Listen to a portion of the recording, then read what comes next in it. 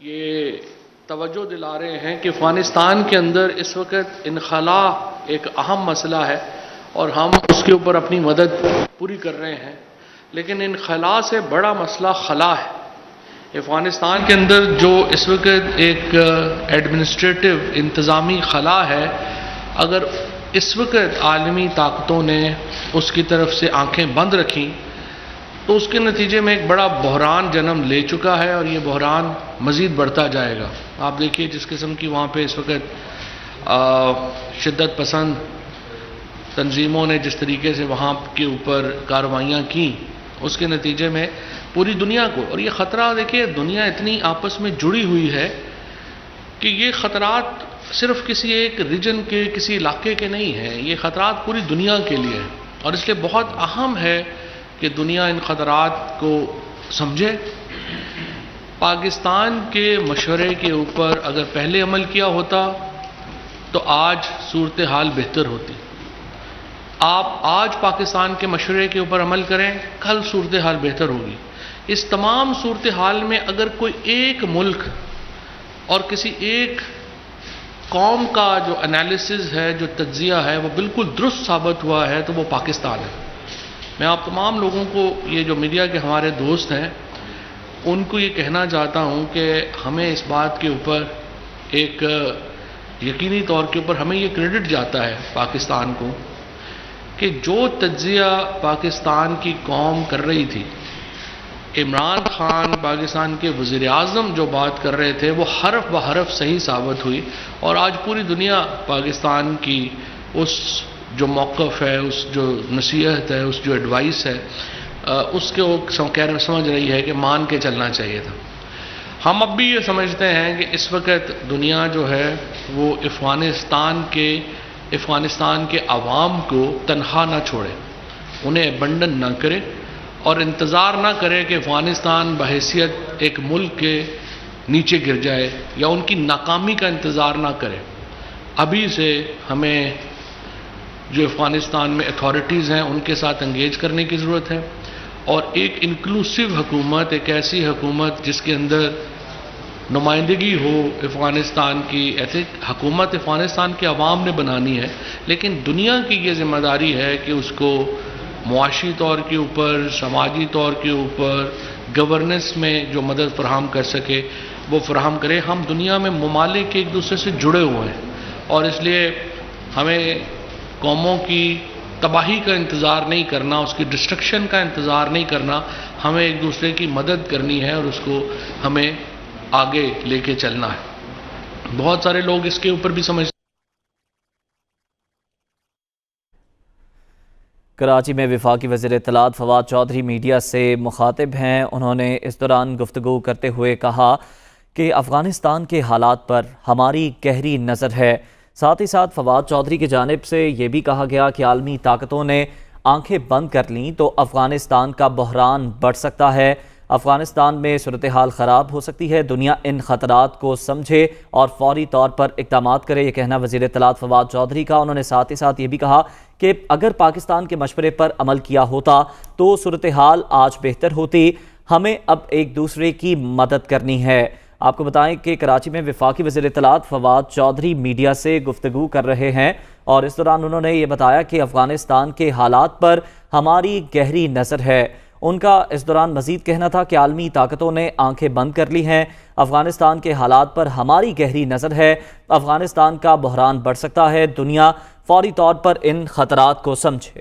جی بالکل، اور انہوں نے مزید کہا کہ ہمیں ایک دوسرے کی مدد کرنی چاہیے اور افغانستان کے حالات پر ہماری گہری نظر ہے، جبکہ عالمی طاقتوں نے اس پر نظریں بند کر لی ہیں اور ہمیں ایک دوسرے کی اب مدد کرنی ہے، اور پاکستان کا موقف واضح ہے افغانستان کے لیے، اور افغانستان کی صورتحال پر ہم گہری نظر رکھے ہوئے ہیں۔ افغانستان کے حالات اب جو بھی ہوں گے ہم اس پر گہری نظر رکھے ہوئے ہیں، اور عالمی طاقتوں نے آنکھیں بند کر لی ہیں تو افغانستان کا بحران بڑھ سکتا ہے، یہ کہا گیا فواد چودھری کی جانب سے، اور دنیا ان خطرات کو سمجھے، یہ بھی کہا گیا وزیر اطلاعات فواد چودھری کی جانب سے۔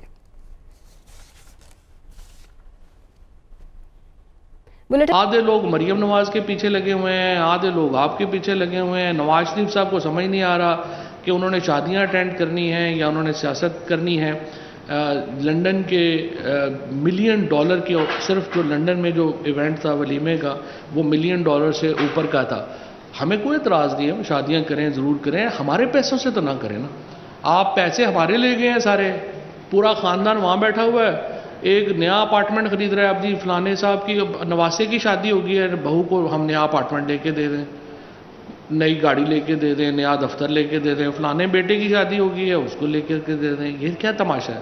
آپ پاکستان میں واپس آئیں، پاکستان کی عدالتوں کو فیس کریں، ہمارے پیسے ہمیں دیں، اس کے بعد آپ بیٹھیں، چاہے جو مرضی آپ وہاں پہ شادیاں کرائیں یا کریں، یا وہاں پہ اپارٹمنٹس لیں، یا جو مرضی کریں، لیکن ہمیں جو ہے وہ اپنے جو پاکستان کے پیسے ہیں وہ واپس جو ہیں وہ ہمیں آپ کو کرنے ہوں گے. اس کے ساتھ ساتھ میں سمجھتا ہوں کہ جو سندھ حکومت نے 1900 ارب روپیہ وفاقی حکومت سے اب تک سندھ حکومت کو آیا ہے ان 3 سالوں میں، میں سمجھتا ہوں کہ جو سندھ کی جو میڈیا ہے اسپیشلی ان کو ڈیفینیٹلی ان کو یہ کہنا چاہیے کہ آپ 3 سال کی پرفارمنس رپورٹ آپ کے سامنے رکھیں. جس طریقے سے انہوں نے آج لاڑکانہ کا جو حال ہے، جو بدین کا حال ہے، جو سانگڑ کا حال ہے، وہ اندرون سندھ کے علاقوں کا جو حال ہے، اور کراچی والوں کو لگ رہا ہے کہ یہ پیسہ اندرون سندھ میں خرچ ہوا ہے، اور اندرون سندھ والے رو رہے ہیں کہ یہ پیسہ گیا کدھر ہے. ایکچولی نہ پیسہ کراچی میں لگا ہے نہ اندرون سندھ میں لگا ہے. جو پیسہ سندھ حکومت کو دیا جاتا ہے وہ یا دبئی میں نکلتا ہے یا لندن میں نکلتا ہے. نہ پورا اس وقت جو سندھ کا صوبہ ہے ایک بحران کا شکار ہے، ایک مس مینجمنٹ کا شکار ہے. جہاں جہاں پہ ہم نے دیکھا ہے یہاں کی جو کیبنٹ کے لوگ ہیں، یہاں کے جو چیف منسٹر ہیں، یہاں کے جو سارے اس وقت لاڈلے اہلکاران لگے ہوئے ہیں، تمام کے تمام ایک ہی مشن کے اوپر ہیں کہ وفاق سے پیسہ جو سندھ میں آئے کیسے ہم نے اس کو لانچوں میں دبئی شفٹ کرنا ہے، ہم نے جہازوں میں شفٹ کرنا ہے، ہم نے کیسے کرنا ہے. اور جب تک جو سندھ کا جو ہمارا میڈیا ہے وہ اپنا وائبرنٹ رول اس میں ادا کرے، سندھ کے جو یہاں پہ حالات ہیں، ہمیں پتہ ہے یہاں مشکل بھی ہے بڑی، یہاں پہ جس طریقے سے لوگوں کو ریسٹ کیا، جس لڑکے نے وہاں پہ سوال کیے وہ بیچارہ جو ہے وہ اب جیل میں ہے، اور اس طریقے سے جو اوور آل ایک یہاں پہ ایک سندھ جو ہے اس کے اندر جو گورننس کا ماحول ہے وہ بڑا تشویشناک ہے. بہرحال مجھے امید ہے کہ انشاءاللہ تعالیٰ یہ آخری دفعہ ہی تھا، 13 سال کے بعد سندھ میں بھی پیپلز پارٹی کی حکومت کا خاتمہ ہوگا، اور پی ٹی آئی اگلی حکومت یہاں پر اپنی تشکیل دے پائے گی. اور اس کے بعد سندھ کی عوام کی پوری پاکستان میں اس وقت کشمیر، گلگت بلتستان سمیت صحت کارڈ لوگوں کو ملنا شروع ہو گیا ہے. اگر ایک صوبہ جس میں کوئی عوام کی صحت کے اوپر کام نہیں ہوا تو وہ صوبہ سندھ ہے، جس میں لوگوں کو صحت کارڈ دینے کو بھی وہ انکاری ہیں. ہم کہہ رہے ہیں آپ اس کا نام اپنی مرضی کوئی رکھ لیں، لیکن لوگوں کو صحت کارڈ تو دیں، اس کے اوپر وہ تیار نہیں ہیں. لوگوں کو بنیادی سہولتیں دینے کو تیار نہیں ہیں. سو اس کی وجہ سے ایک بحران ہے، ایک کرائسس ہے سندھ میں. اور یہ پھر گلہ جو ہے وہ یہ آ جاتا ہے کہ وفاقی حکومت اگر ہم ڈائریکٹ کام شروع کریں گے تو پھر وہ آئے گا کہ جی یہ دیکھیں جی یہ تو صوبائی حکومت کی اختیارات میں آپ نے مداخلت کر دی. نہ آپ خود کام کر رہے ہیں نہ آپ ہمیں کرنے دے رہے ہیں. تو یا آپ خود کر لیں یا عوام کو حساب دیں کہ آپ نے اتنے پیسوں کا کیا کیا ہے، یا پھر جو ہے وہ ہمیں خود کرنے دیں. بہرحال انشاءاللہ یہ آخری دفعہ ہے، اگلی دفعہ سے انشاءاللہ تعالیٰ یہاں پہ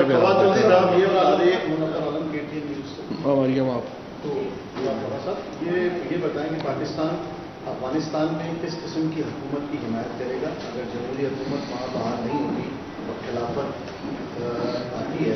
کس طرح عالمی طاقتوں کو اور پوری دنیا کو اس حوالے سے باور کرائے گا کہ عوام کو سپورٹ کیا جائے، اور کیا امیر المومنین تسلیم کریں گے؟ دیکھیے بات یہ ہے افغانستان کے اندر حکومت بنانا پاکستان کا کام نہیں ہے، یہ افغانستان کے لوگوں کا کام ہے کہ وہ کس طرح کی حکومت وہاں پہ چاہتے ہیں. اس دوسرے ملک کا نظام میں اور آپ طے نہیں کر سکتے، یہ تو ان لوگوں نے خود کرنا ہے اپنا کیا نظام ہے.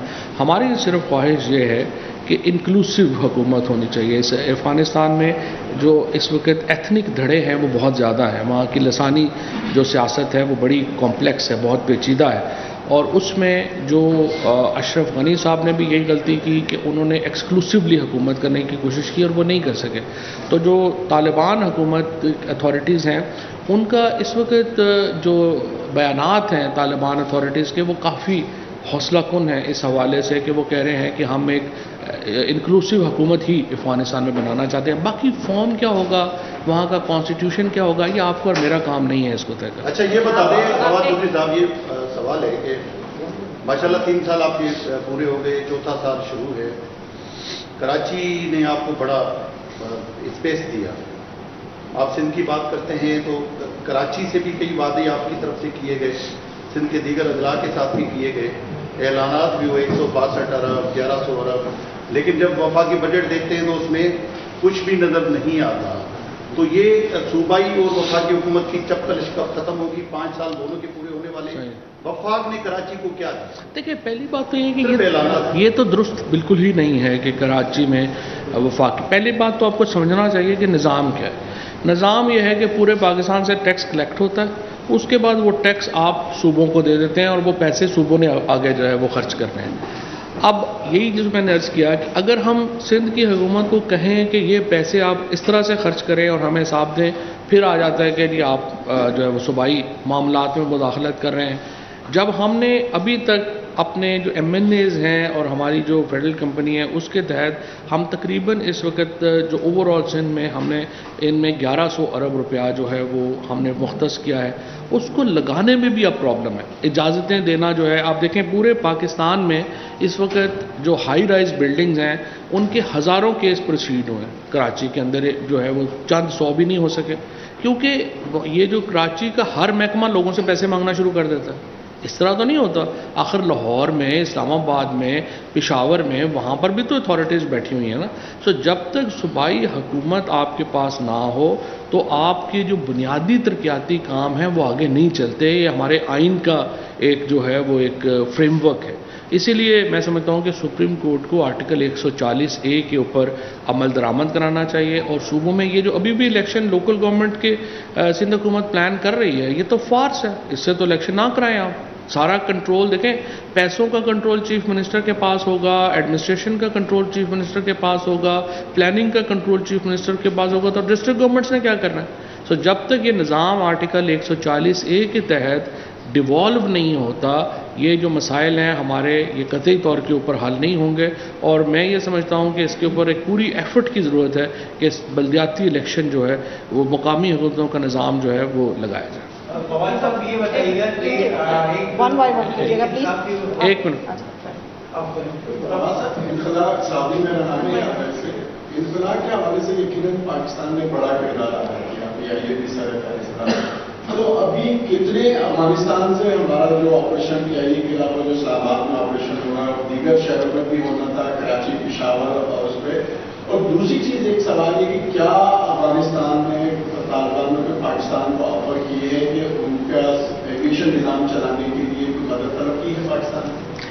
دیکھیں ابھی جو ایویکویشن میں ہم تقریباً 4400 سے بھی زیادہ لوگ جو ہیں وہ ہم ایویکویٹ جو ہے وہ کرا چکے ہیں. PIA نے اکیلے ہی تقریباً 2000 کے قریب لوگ جو ہیں وہ ایویکویٹ جو ہیں وہاں سے کروائے ہیں. اس کے علاوہ چمن سے تقریباً آپ سمجھیے کہ اب تک تقریباً کوئی 27,000 لوگ جو ہیں وہ پاکستان کے اندر جو ہے وہ آئے ہیں. تورخم سے کم ہے.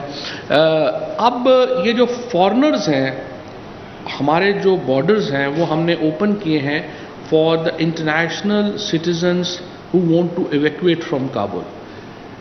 لیکن جو افغان شہری ہیں ان کا آپ کو معلوم ہے کہ طالبان اتھارٹیز نے ان کے لیے افغانستان چھوڑنے پہ پابندی لگا دی. تو وہ ان کو بھی جو ہے وہ ہم اکاموڈیٹ مطلب آئیں گے تو ویلڈ ویزے اور ان کے ڈاکومنٹیشن کے تحت آ سکتے ہیں. لیکن یہ جو فارنرز ہیں وہ تو مسلسل جو ہے وہ آ رہے ہیں. جہاں تک اس بات کا تعلق ہے کہ انہوں نے PIA کو کہا ہے کہ ہماری ایویشن کے اوپر دیں, ابھی تک میرا یہ خیال ہے کہ جب تک ایک مکمل نظام نہ بن جائے اس طرح کی کوئی بات جو ہے وہ قبل از وقت ہوگی. لیکن ہم افغانستان کو تمام جو اپنی سپورٹ ہے وہ دیں گے, اور کوئی شبہ نہیں ہے کہ ہم ایک سٹیبل افغانستان کے لیے اپنا جو کردار ہے وہ ادا کرنا چاہتے ہیں. اور سٹیبل افغانستان تبھی ہوگا اگر ان کے ادارے فنکشنل ہوں.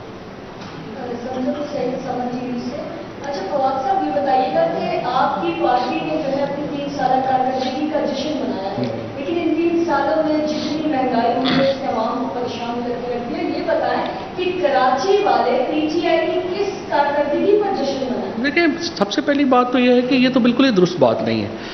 ملک میں 27% اضافہ ہوا ہے مہنگائی میں، اور آمدنی میں اضافہ جو ہے وہ 37% ہوا. لہٰذا مہنگائی اس طرح تو لوگوں کو ہٹ نہیں کی ہے. اور کیوں ہٹ نہیں کی ہے؟